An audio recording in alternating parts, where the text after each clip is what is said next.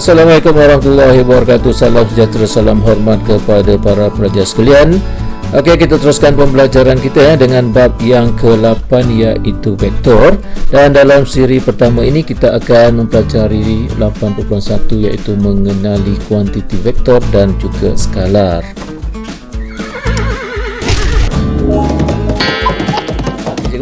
Hari ini kita akan belajar tentang vektor. Amir pernah dengar tak vektor ni? Pernah cikgu dalam mata pelajaran sains. Okey, bagus. Okey, sekarang kita akan lihat vektor dan juga skala. Jadi bila kita sebut vektor, dia akan kaitkan dengan skala, baru kita mudah faham ya. Okey cikgu. Okey, dalam siri video kali ini kita akan melihat apa yang dikatakan sebagai kuantiti vektor, kuantiti skala dan juga apa beza antara kuantiti vektor dan kuantiti skala. Okey, Okey cikgu, okey. Baiklah, kita mulakan dengan membincangkan apa yang dikatakan sebagai kuantiti vektor. Okey, vektor ialah suatu kuantiti yang mempunyai magnitude dan arah. Okey, jadi macam mana contoh dia Amir tengok gambar rajah ni. Ni gambar rajah apa? Ini kereta atas highway cikgu. Betul. Ini adalah kenderaan di atas lebuh raya.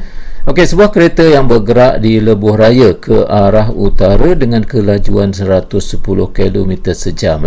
Jadi 100 km sejam ini dikatakan sebagai magnitude dan arah pergerakan kereta inilah arah utara. Nampak tak?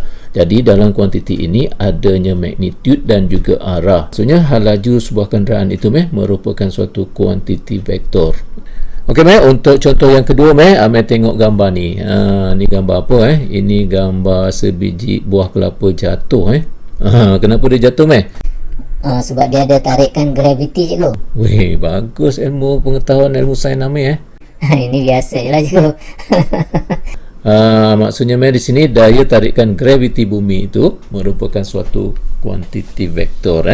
Okey, dan arah objek itu bergerak adalah arah ke bawah, ke pusat graviti bumi. Macam itulah. Okey, seterusnya kita lihat contoh yang ketiga. Tengok gambar ni. Ni gambar apa? Ini gambar seseorang sedang menolak objek ya. Okey, jadi di sini kalau dia tolak objek, maksudnya dia akan kenakan daya daya yang dikenakan ke atas sebuah objek. Jadi daya yang dikenakan ke atas objek itu boleh dinilaikan kan. Okey, dan arah pergerakan objek itu pun boleh ditentukan. Okey, seterusnya untuk contoh yang keempat ni tengok gambar ni. Ini adalah gambar seseorang yang sedang memecut pelari pecut di sini. Jadi di sini dia sedang berlaku apa yang dipanggil sebagai pecutan. Jadi pecutan itu juga merupakan suatu kuantiti vektor. Nilai pecutan itu boleh diukur dan arah pergerakan pelari ini juga boleh ditentukan. Oleh itu pecutan merupakan suatu kuantiti vektor. Macam mana boleh Okey lah cikgu setakat ni. Okey, bagus bagus. Okey, seterusnya kita lihat apa yang dikatakan sebagai kuantiti skalar pula. Skalar ialah suatu kuantiti yang mempunyai magnitude sahaja tanpa arah. Contohnya tengok ni. Ni siapa ni nama dia Alice Okey, ketinggian Alice ini ialah 145 cm. Nampak tak?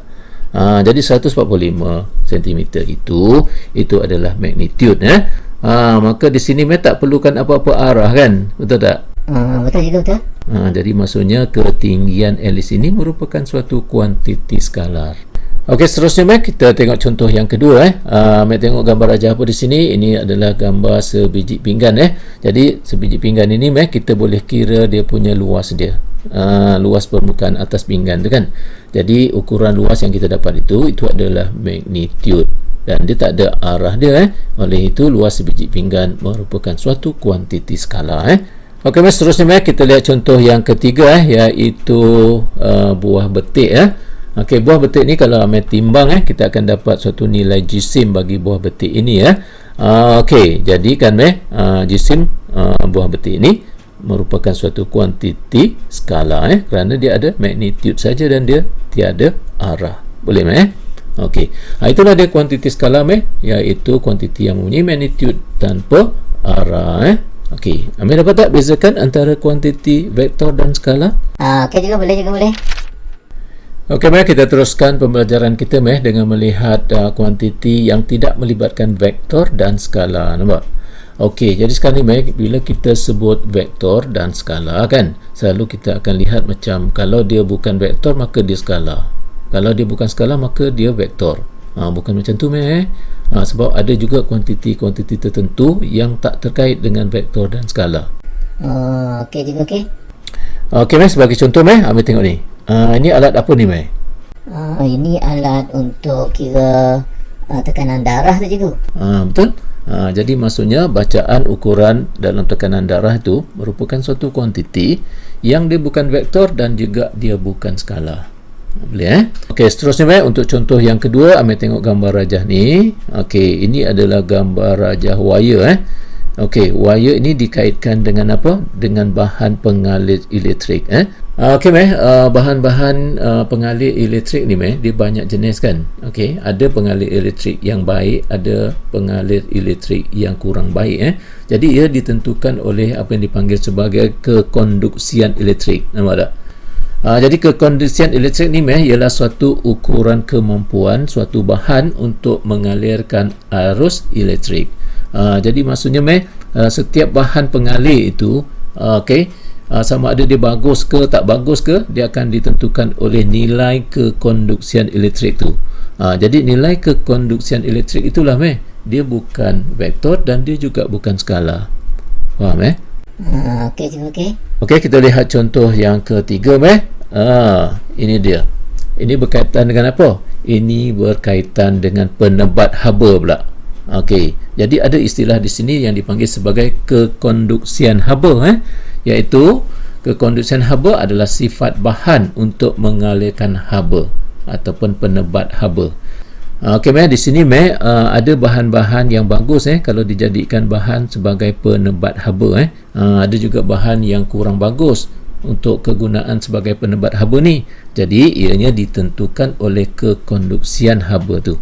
Jadi kekonduksian haba ni boleh dinilai bagi setiap bahan tu Okey, jadi kita tak mendalami hal ini sebab ini akan dipelajari secara terperinci dalam bidang sains Cumanya di sini kita hanya perlu tahu bahan-bahan yang digunakan sebagai penebat haba itu mempunyai nilai kekonduksian haba yang tertentu. Okey, yang akan menentukan bagus ataupun tak bagusnya bahan itu digunakan sebagai penebat haba. Jadi nilai kekonduksian haba inilah merupakan suatu kuantiti yang tak melibatkan vektor dan juga skala. Dia bukan vektor dan dia juga bukan skala. Okey, boleh faham tak? Jadi maksudnya di persekitaran hidup kita ini ada kuantiti vektor, ada kuantiti skala dan juga ada kuantiti yang bukan vektor dan bukan skala. Boleh? Okey juga, okey. Okey dengan itu maka kita tamatkan di sini untuk video kali yang pertama ini untuk kita mengenali apa itu vektor dan juga skala Jadi untuk pembelajaran kita seterusnya, kita saksikan video-video yang seterusnya selepas ini. Okey Okey juga.